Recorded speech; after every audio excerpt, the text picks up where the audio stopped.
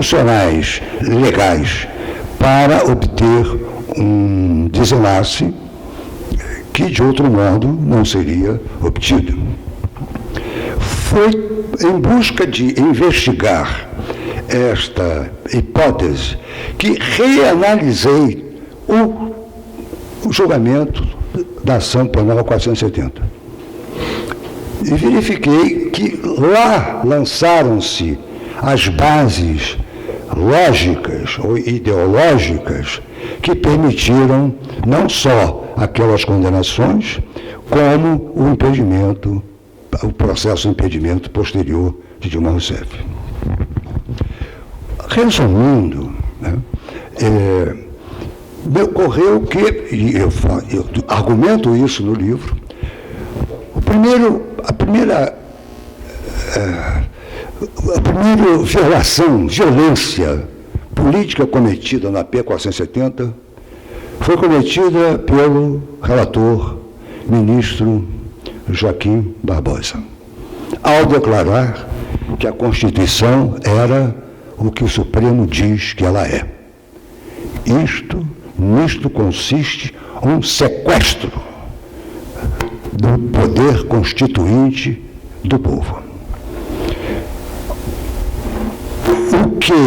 O que o Supremo faz é interpretar, adjudicar e verificar se os fatos trazidos estão conforme os preceitos existentes na Constituição. É evidente que parece impossível deixar de haver uma interpretação dos preceitos constitucionais para saber se o caso se aproxima ou não. Claro. Mas também é verdade, e este é o problema, que, ao fazer isto, também é possível fazer com que uma coisa pareça outra. Eu não estou negando a viabilidade, permissibilidade e até autoridade e mandato dos ministros do Supremo Tribunal Federal interpretarem na adjudicação preceitos constitucionais. O que sim estou negando é reporem ou substituírem preceitos constitucionais óbvios, flagrantemente explícitos, por interpretações em função da autoridade do Supremo Tribunal Federal. Isto é que ele não pode fazer e fez. Fez várias vezes. E aí vem a segunda descoberta, creio eu, das bases que foram colocadas na PES 470. Foi a sutil, escandalosa e violenta distinção entre a obrigação do procurador de provar a culpa do acusado, da necessidade, obrigação do acusado provar que ele não tem culpa. Ele não é obrigado a provar que é inocente, mas ele era obrigado a provar que não tem a culpa. Como é que isso colocava? Parece que não é verdade. Foi sim. Na medida em que o ministro Aires Brito, numa das sessões cruciais do julgamento, afirmou que ele não podia provar que o senhor José Dirceu estava presente e sabedor de certos acertos, não sei de que ordem, não importa, mas o senhor José Dirceu não conseguia provar que não estava presente, não estava e não sabia. Olha, é impossível alguém provar que não sabe alguma coisa. Você pode provar convincentemente, porque há sempre a presunção ou a suspeita de que você está fingindo ser ignorante, né? Você pode provar a alguém que ele não sabe o que diz que diz que sabe. Isso você prova. Mas você não consegue provar que alguém não sabe aquilo que ele diz que não sabe. E foi isto que o ministro Aires Brito colocou como frame, como moldura dentro do qual o senhor José Dirceu tinha que defender a sua inocência. Ele não tinha que defender a sua inocência no sentido abstrato. Ele tinha que defender a sua inocência, provando a todos que ele não sabia o que estava se passando em tal ou qual lugar, no qual ele não estava presente, segundo todas as indicações, segundo todos os testemunhos. como esta dissociação entre eu não preciso provar que sou inocente, mas isso é diferente de eu tenho que provar que não sou culpado. E isto é logicamente, juridicamente diferente, isto é uma fraude. Isto foi aceito por todos os ministros daquele Supremo. Isto foi aceito por toda a audiência do país, os meios de comunicação, os órgãos de representação. Essa violência, essa fraude lógica não foi denunciada. E foi isto que pesou, que foi com base, além de outras coisas, nisto. A terceira base dessa arquitetura fraudulenta, constitucional fraudulenta, foi, bem, como é possível imaginar que alguém que não se dispõe a provar que não sabia o que nós dizemos que ele sabe, como é que nós podemos culpá-lo? Aí vem a participação da ministra Rosa Weber. A ministra Rosa Weber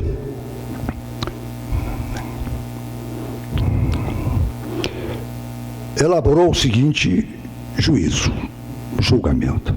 Isso está gravado. Isto faz parte do voto da ministra Rosa Weber. Quanto mais elevada é a posição de um criminoso na organização criminosa, menos pistas ou provas ou evidências teremos da sua culpabilidade. Portanto, a inexistência de qualquer uma prova, como de fato não existe nenhuma prova, é evidência de que o senhor José Dirceu era culpado. Esta estrutura é a espinha dorsal da ação penal 470. Isso foi aceito por todo o Supremo, por toda a imprensa, por toda a inteligência brasileira liberal. Todos os liberais aceitaram. E foi esta mesma permissão de interpretar a Constituição de modo ad hominem, de modo personalizado, dizer que ela diz algo que ela evidentemente não diz, e todos concordarem pelo silêncio, levou-me a entender e a descrever como se passou o processo de impedimento de Dilma Rousseff. Essa exposição que eu acabo de fazer, muito breve, ela,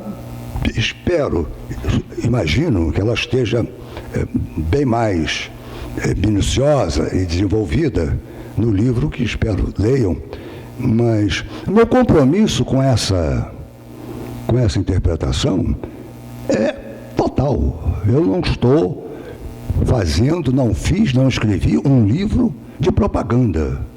Não escrevi um livro partidário.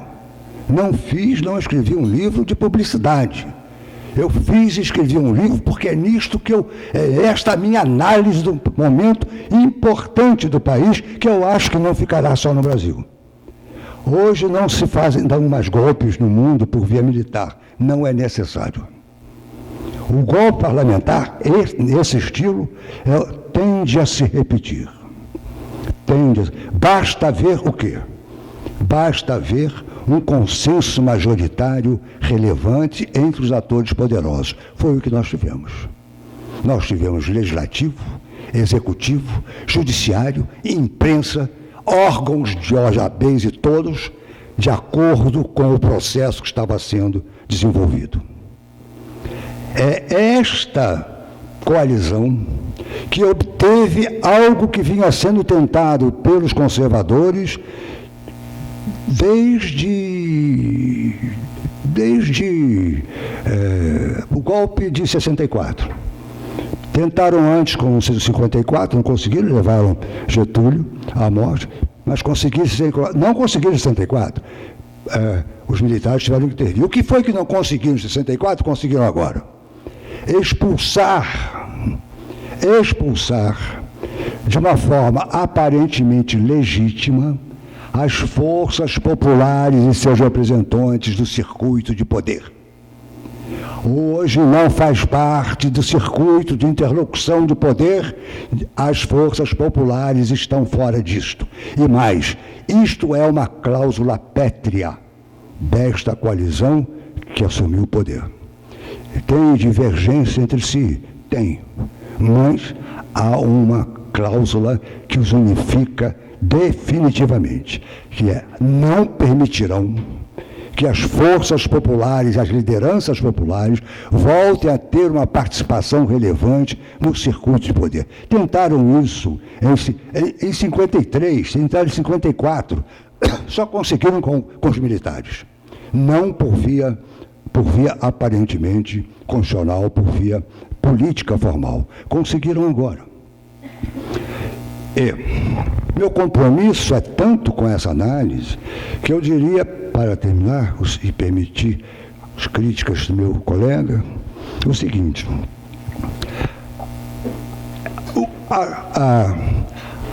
o somatório de evidências, supostas evidências, depoimentos, delações premiadas e tudo mais, sem prejuízo daquilo que efetivamente ocorre, não estou discutindo isso. Estou discutindo outro ponto. Estou discutindo o fato de que algo tenha acontecido que justificasse o impedimento da presidente Dilma Rousseff. Não foi nada disso. E tanto não foi que agora eu vou lançar vou me lançar ao mar. Se, semana que vem, o senhor Marcelo Odebrecht, ou qualquer outro, viesse a público ou fosse a juízo e assinasse em juízo uma declaração de que tudo que ele havia dito agora, era mentira, não importaria. Não importaria. Porque isto que está acontecendo, tudo isso, é a cobertura legal de uma fraude essencial. Se houvesse desmentido, não importaria.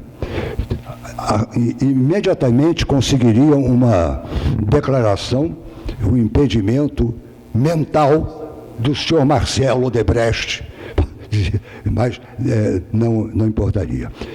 Ou seja, aqueles que tiverem a disposição, a inclinação de ler o volume, leiam, por favor, com essa perspectiva. Eu tenho um compromisso como intelectual, tenho um compromisso como professor, tenho um compromisso como cidadão. Não escrevi, insisto, um livro de propaganda.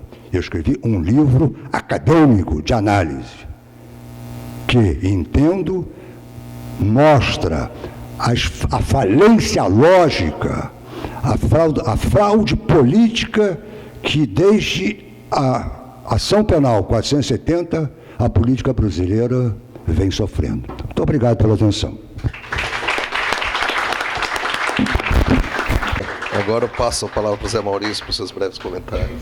Serão brevíssimos, porque a apresentação do livro está feita, evidentemente. Eu vou apenas destacar 2 pontos que eu acho fundamentais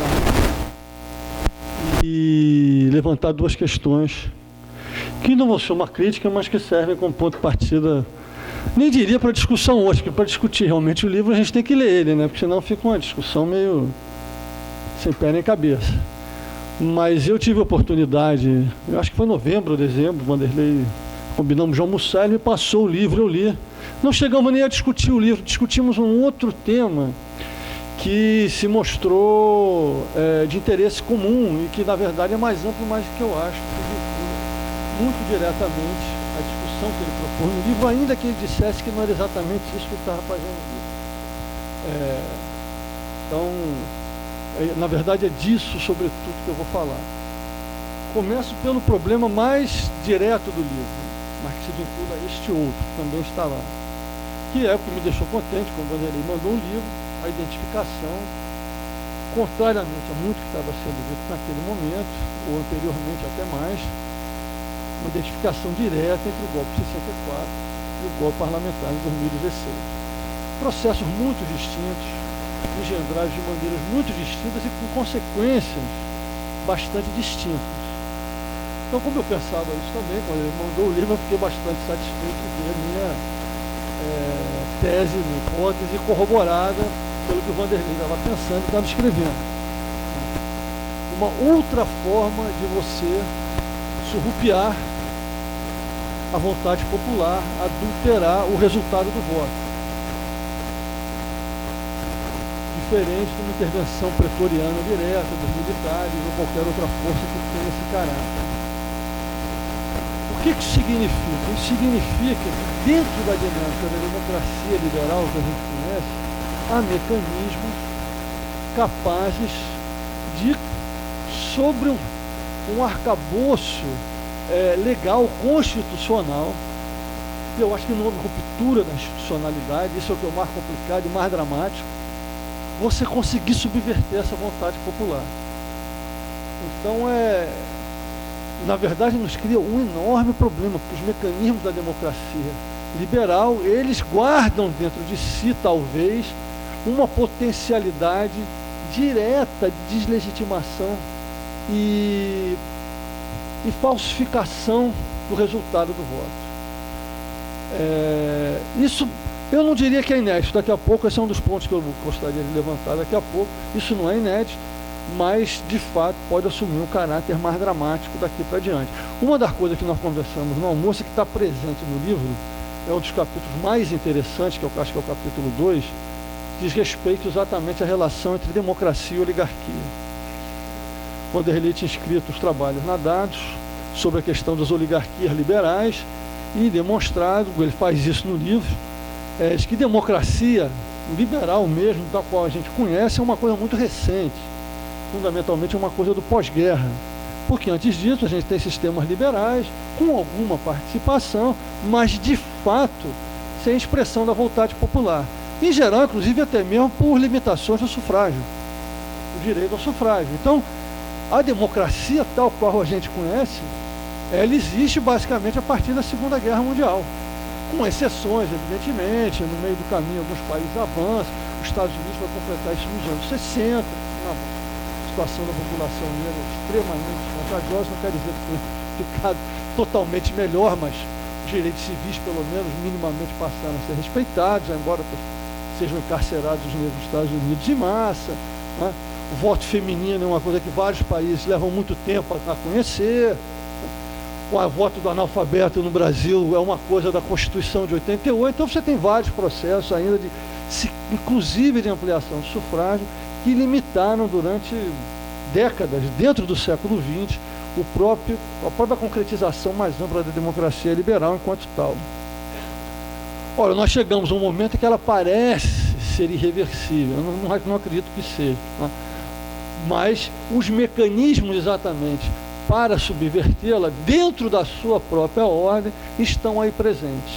Eu estava escrevendo na época, faz parte de um livro que ainda está em processo de elaboração, pensando exatamente a partir do artigo que eu tinha lido dele sobre a questão da oligarquia liberal, exatamente a passagem dessa oligarquia liberal a uma democracia liberal e possivelmente o processo que a gente já se vê anunciando globalmente, a passagem dessa democracia liberal a uma oligarquia liberal avançada, que não faz recurso mais à exclusão eleitoral da maior parte da população, de significativa parte da população.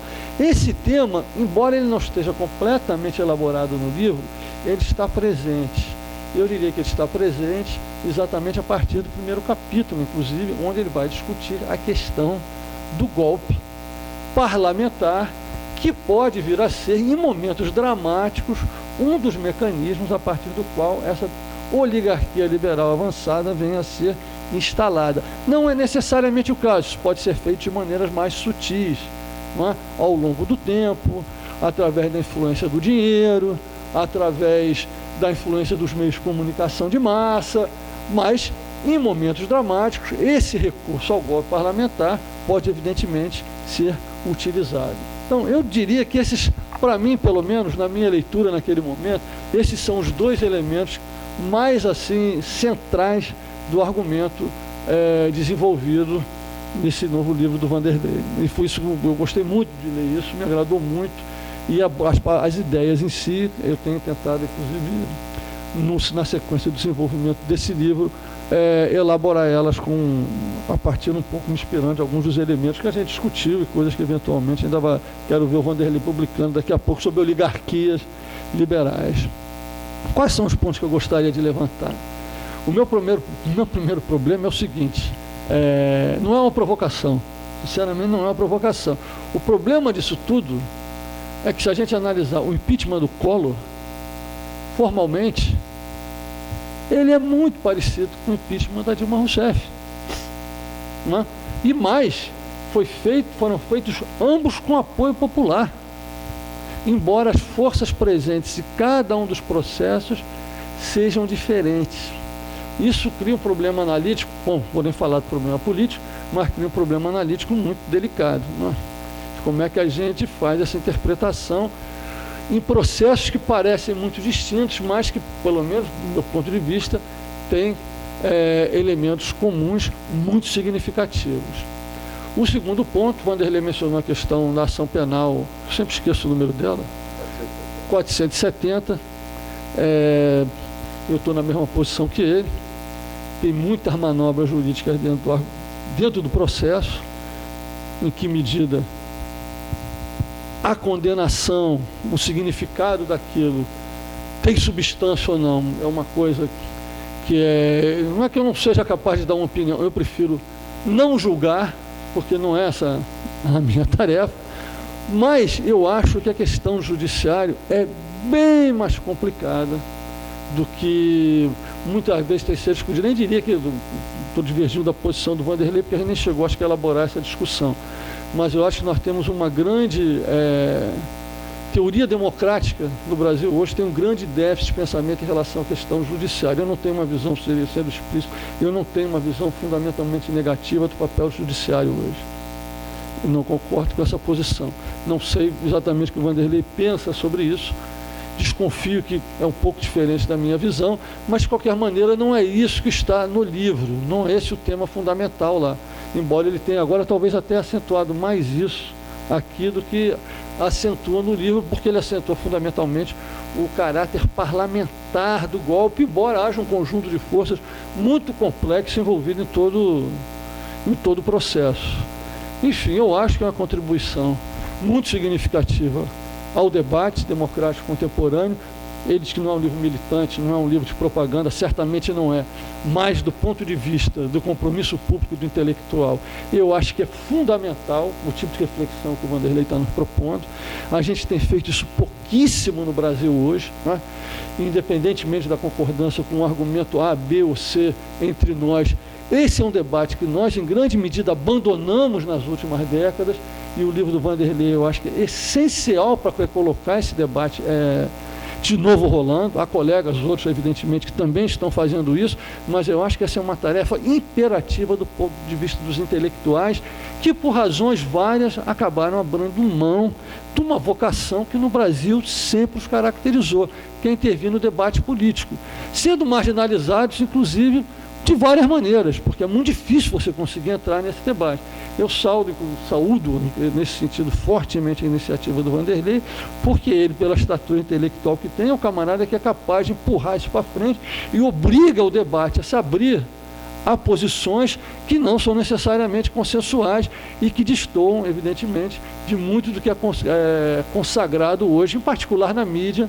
E eu espero que esse livro venha a ter uma repercussão muito maior do que um monte de bobagem que a gente vê escrita por aí hoje em dia, concordando ou discordando do processo político, porque carecendo fundamentalmente de escopo analítico, o que é exatamente o contrário do que o Vanderlei está nos propondo fazer.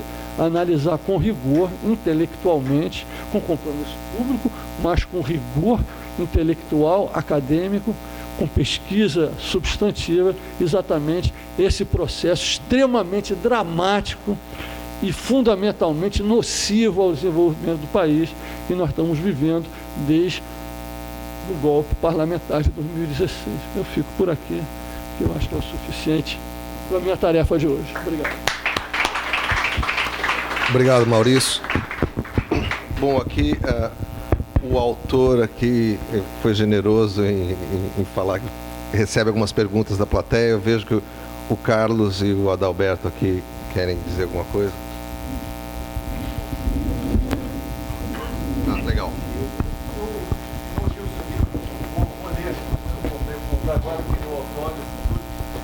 Mas quando houve o impeachment da Dilma, né, tinha toda a discussão sobre o crime de responsabilidade penal.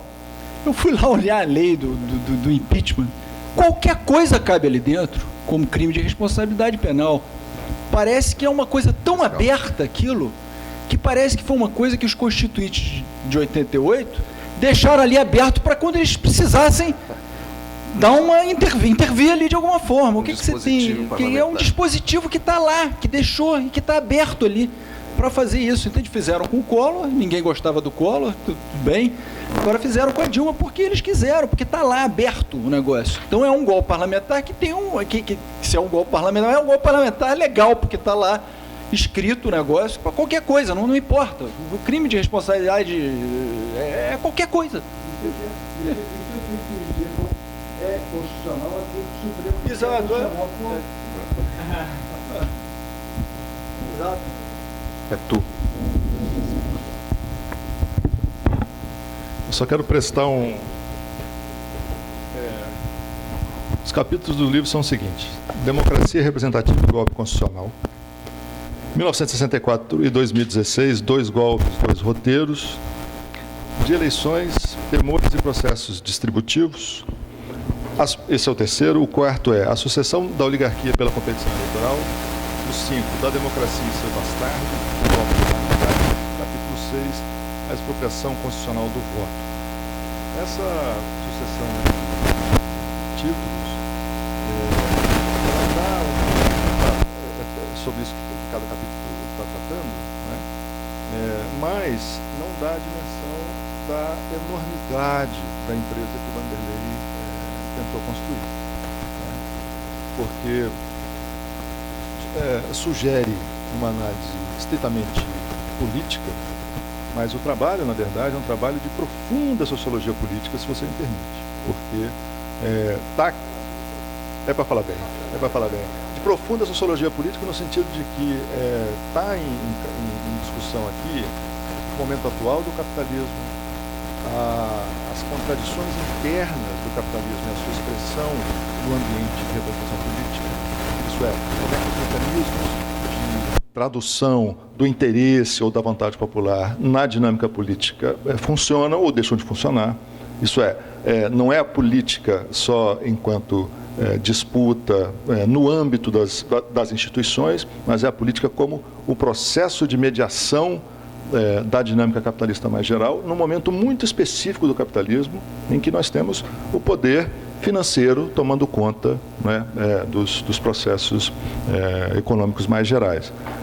Isso não foi mencionado, mas eu acho que esse é um aspecto fundamental do texto, essa tentativa de construir uma explicação do caso brasileiro como um particular de uma coisa que é um argumento de caráter mais geral. O Vanderlei está propondo uma teoria de explicação de mudança de poder, né, de governo, de mudança de regime, tá certo? É uma teoria geral do golpe parlamentar, que toma o Brasil como um caso exemplar, aqui e ali comparado com outros. Então, não só não é um texto de propaganda, não só não é um texto partidário, etc., mas é uma proposição de uma teoria geral. E desse ponto de vista é um trabalho de ciência política de alto nível, né? Como sempre, aliás. Propaganda. Deixa eu fazer minha pergunta, que eu me escrevi aqui, vocês não viram, mas...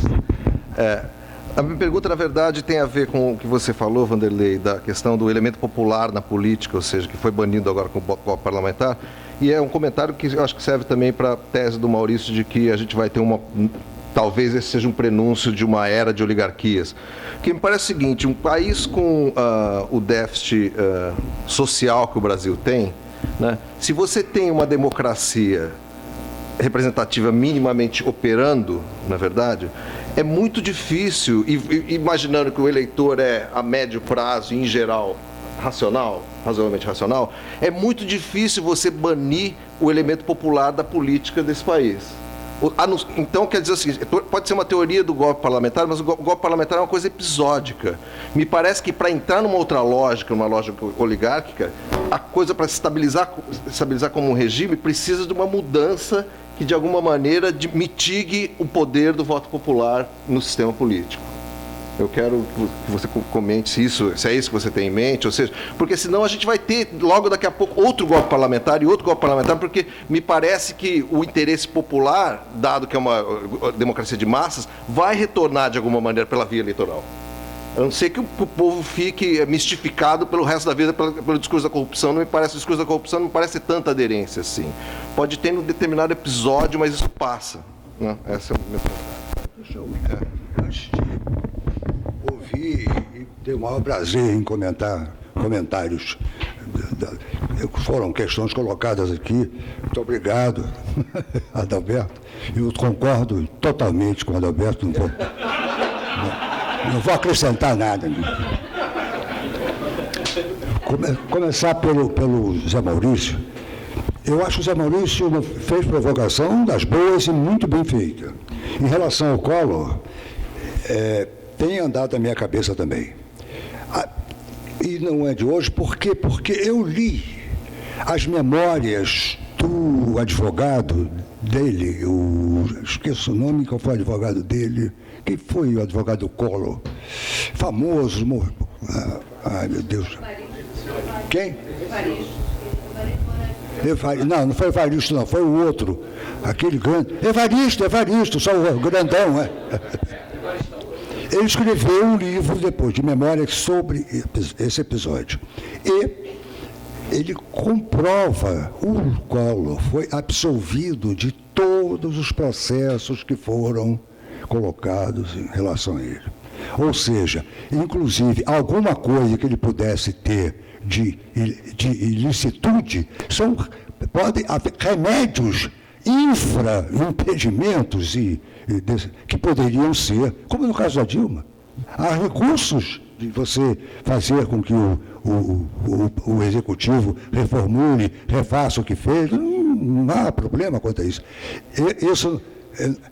Isso nós vamos ter que reconsiderar, sem dúvida nenhuma. Quanto ao Judiciário, sim, eu creio que nós vamos divergir, porque eu acho que a concepção grande parte do nosso juízo supremo sobre o papel do Judiciário na vida política do país é complicada, eu acho, porque eles consideram que os silêncios das assembleias representativas em relação a questões que estão na pauta popular os autoriza a legislar. Eu acho que, como eles não prestam responsabilidade a ninguém, né, é algo complicado, até porque significa considerar ilegítimo, ilegal e tudo mais, o fato de que os parlamentares têm direito a não tomar decisão. Isso faz parte da vida parlamentar. Se eu gosto, não é outra coisa.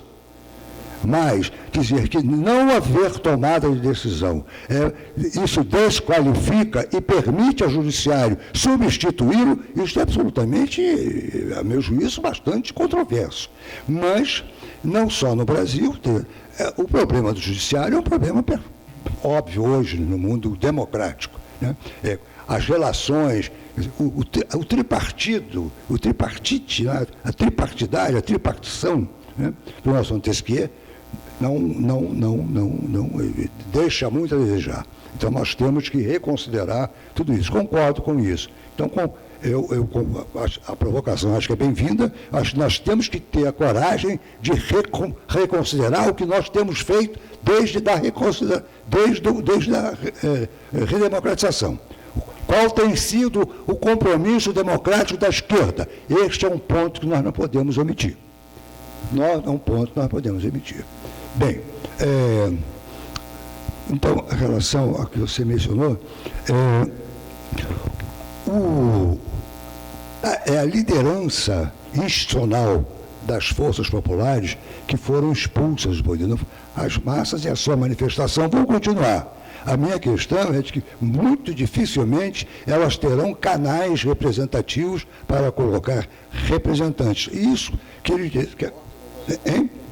O voto significa o seguinte, o voto significa que Lula não será candidato. É isso. Não, o voto significa que essa Câmara que está aí, imagina-se que vai ser substituída por que Câmara? Caso não importem o eleitorado finlandês ou a classe política sueca. Se nós continuamos com o nosso eleitorado e a classe política, imaginam que as eleições de 2018 para os legislativos será o quê? Uma Câmara Revolucionária? Não. Será esta Câmara, parecida com ela, com 30 e poucos % de renovação, como normalmente acontece, é histórico no país, né? E será novamente posta sob intimidação do próximo executivo. É possível haver governos conservadores, reacionários, que respondem a manifestações populares com polícia. Então, isso não é novidade. Né? Não é novidade. Eu não disse que a população, as forças populares, deixarão de participar da política. Minha questão é que elas foram afastadas do circuito institucional legítimo. Elas vão ter que ir para a rua. O voto como instrumento de participação política bastante limitado, né? É bastante limitado. Então, eu só queria falar isso, que não foi com essa simplicidade e rusticidade que eu mencionei o afastamento, mencionei institucionalmente. Há um problema sério de reinserção de lideranças populares relevantes no jogo legítimo da política. Até 2018 nós vamos ver como isso vai se passar. Mas, enfim, estamos vivendo intensamente, vale tudo. Vale pensar tudo. Charles Inês. Deixa a Inês falar primeiro.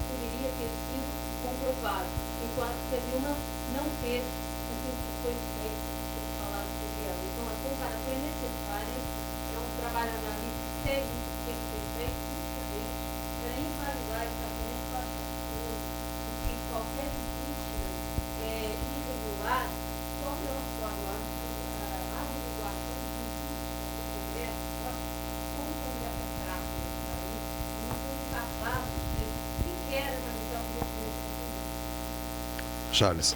Eu não sei se está funcionando esse microfone. Não, não vai. Eu acho que foi. Não, mas está. Eu fiquei na dúvida para dizer. Bom, em primeiro lugar, parabéns por mais um livro, Vanderlei. Isso deve estar o quê? 30º? Mas eu achei muito interessante a apresentação de Vanderlei, o debate também. E queria lembrar algumas coisas. Eu estava no debate da UFRJ semana passada e estava chamando a atenção para isso. Não há surpresa, o Vanderlei mostra muito bem aqui essa ligação entre 64 e os dias atuais. Há no Brasil, segundo essa ideia que eu estou desenvolvendo, dois tipos de constituições. Essas constituições escritas que nós vamos vendo aí, 91, 34, 37, 46, todas o regime autoritário, 88, é uma Constituição formal escrita. Mas o que funciona no Brasil, na realidade, com o poder oligárquico, é uma Constituição costumeira. Na hora, você tem que ajudar os fatos da Constituição costumeira aos fatos da Constituição escrita. E nós vimos isso durante o governo JK, vimos durante o próprio Vargas, vimos depois pelo próprio golpe. O golpe dentro do golpe, as facções militares faziam isso com as facções mais fracas. E muitas coisas ficaram sem resposta nessa crise toda. Eu vou chamar a atenção de dois juristas que não são de esquerda, nada disso. Um deles é o Ives Gandra Martins, talvez o maior quadro da direita brasileira em termos de livro. Ele escreveu artigos, ele deu várias entrevistas afirmando que a condenação de Zé Dirceu é fantasiosa, não há motivo nenhum palpável para se condenar Zé Dirceu. Ele escreveu isso, ele falou isso. E ele é uma pessoa insuspeita em relação a isso. O segundo é o Oscar Vilhena. Oscar Vilhena, durante o processo do impeachment, chamou a atenção várias vezes para o aspecto político e jurídico. E ele cobrou o jurídico em alguns artigos que eu li na Folha. Não sei se no final ele ficou a favor, porque houve também um afunilamento. Não é? Então, coisas que aconteceram, por exemplo, a tal condenação do Tribunal de Contas não aconteceu, não foi julgado até hoje pelo Congresso. Aconteceu a votação, mas a votação só se faz perfeita, né, quando ela é votada pelo Congresso Nacional, que, aliás, as votações, desde o governo Fernando Henrique tem votação, Lula tem todas as votações dele não aconteceram e Dilma todas. E mesmo se ele fosse condenado pelo Tribunal de Contas, não seria pena de impeachment, não seria o caso de impeachment. Certo? Poderia ser uma multa. Então, foi um ajustamento na hora, né, a uma tese, né, como no caso da ação penal 470, houve uma tese. E é muito importante que a Rosa Weber, que é uma pessoa que vem da esquerda, que foi nomeada pela Dilma, etc., quem chefiava o gabinete de estudos de trabalho da Rosa Weber era o Sérgio Moro, durante o período do Mensalão. Ele estava lá trabalhando com ela nos votos e na análise do processo da... Ele que escreveu esse voto, Certamente foi. Então, eu acho muito interessante levantar esses problemas, que são problemas, bons problemas para a gente fazer uma discussão a respeito da baixa institucionalidade que nós tivemos aí com relação à Constituição de 88. E uma coisa que nós temos que lembrar também é que, apesar de termos construído um sistema de distribuição de poderes com 3 poderes fortes, são 3 poderes fortes sem controle. Quem é o responsável pelo controle do Supremo Tribunal Federal? Pasmem, o Senado Federal. Então, é impossível o Senado Federal exercer um controle sobre o Supremo Tribunal Federal. A mesma coisa o Ministério Público, que ele tem um sistema de controle, onde, como o Conselho Nacional de Justiça, onde prevalece a indicação, a formação de membros do próprio Conselho. O próprio Barroso, em artigo assinado por ele, diz que não era controle externo aquilo, era um controle interno. Então, nós temos 3 controles que caem naquela interpretação do Dawkins, comentando as instituições madisonianas. Sem controle externo, uma minoria controla uma maioria. Sem controle externo, uma maioria controla uma minoria. É isso. Nós não temos controle. Nós temos um controle que, em última análise, funciona à força oligárquica, e sempre funcionou. Inclusive contra os fortes, às vezes, em caso de briga, né, dentro de determinadas frações, infracionamento de grupos. Obrigado.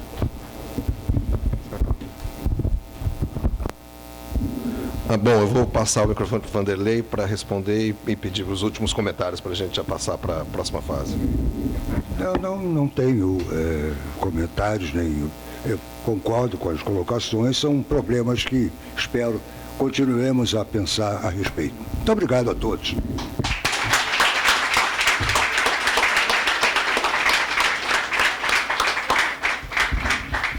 Bom, a assinatura ocorrerá, a venda de livros ocorrerá nessa sala mesmo. Eles estão lá, tá? A venda, perdão.